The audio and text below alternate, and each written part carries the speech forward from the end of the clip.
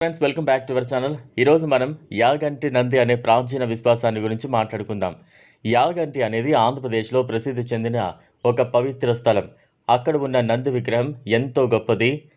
అతని పరిమాణం, శక్తి ఎంతో అపారమని అందరూ చెబుతూ ఉంటారు. ఈ నంది కేవలం విగ్రహం మాత్రమే కాదు, అది మన సంస్కృతిలో ఒక ప్రత్యేక స్థానాన్ని దక్కించుకుంది. యాగంటి నంది పెద్దగా ఉండటం మాత్రమే కాకుండా కలియుగాంతంలో సజీవం అవుతాడని ప్రజల నమ్మకం ఉంది. ప్రాచీన కాలం నుంచి నందిదేవుడు శివుని వాహనంగా ప్రసిద్ధి చెందారు. నంది అంటే గురువుగా, రక్షకుడిగా భావిస్తారు. యాగంటిలో ఉన్న నంది విగ్రహం సాధారణ నంది విగ్రహాల కన్నా ఎంతో పెద్దది. ఈ నంది సజీవం అవుతాడని చెప్పడం వలన అందరూ ఆశ్చర్యపోతారు. కానీ మన పూర్వీకులు, పురాణాలు ఈ విశ్వాసాన్ని బలంగా నిలబెట్టాయి. మన ప్రస్తుత కాలం కలియుగం అని పిలువబడుతోంది. ఇది నెమ్మదిగా చెడు శక్తులు పెరిగే కాలం. అన్యాయం, అబద్ధాలు, అసత్యాలు ఎక్కువైపోతాయి. అలాంటి చీకటి కాలంలో యాగంటి నంది తిరిగి సజీవం అవడం ద్వారా ఈ ప్రపంచంలో సత్యాన్ని, ధర్మాన్ని తిరిగి స్థాపిస్తాడని చెప్పారు. కథల ద్వారా, సాంప్రదాయాల తరచుగా వినిపిస్తూ ఉంటుంది. యాగంటి నంది ఒక మహాయుద్ధంలో పాల్గొని చెడు శక్తులను అణిచివేసి శాంతిని తీసుకురాబోతాడని భావన ఉంది.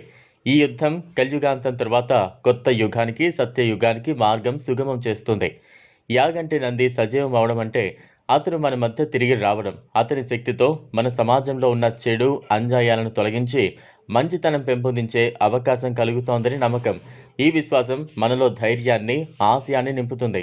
ప్రాచీన మత గ్రంథాలు, యాగంటి పండితులు ఈ నంది గురించి ఎన్నో విషయాలు చెప్తారు. రోజు నంది పూజ జరుగుతూ ఉంటుంది. ఈ పూజల ద్వారా ఆ శక్తి రోజు రోజుకు పెరుగుతుంది అని చెప్తారు. నంది దేవుని ఆరాధనతో ఈ విశ్వాసం ఇంకా బలపడుతోంది. ఇది కేవలం ఒక నంది విగ్రహం కాదు, ఇది మన ఆశల ప్రతీక. మన జీవితాల్లో మంచితనాన్ని, ధర్మాన్ని నిలబెట్టే ఒక దివ్య శక్తిగా భావించాలి. మనమందరం ఈ నంది శక్తిని గౌరవించి మన మనసులను మంచి ఆలోచనతో నింపుకోవాలి. కలియుగాంతంలో సజీవం అవుతున్న యాగంటి నంది మనకు ఒక కొత్త జ్ఞానం, కొత్త దారి చూపిస్తుంది. ఈ శక్తి మన జీవన ప్రయాణంలో శాంతిని, సమృద్ధిని తీసుకురావడానికి సహాయపడుతుంది.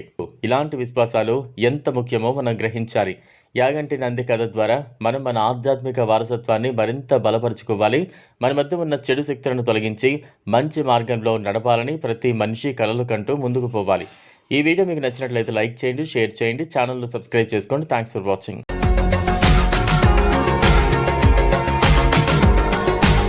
మరిన్ని అప్డేట్స్ కోసం మా ఛానల్ని సబ్స్క్రైబ్ చేయండి.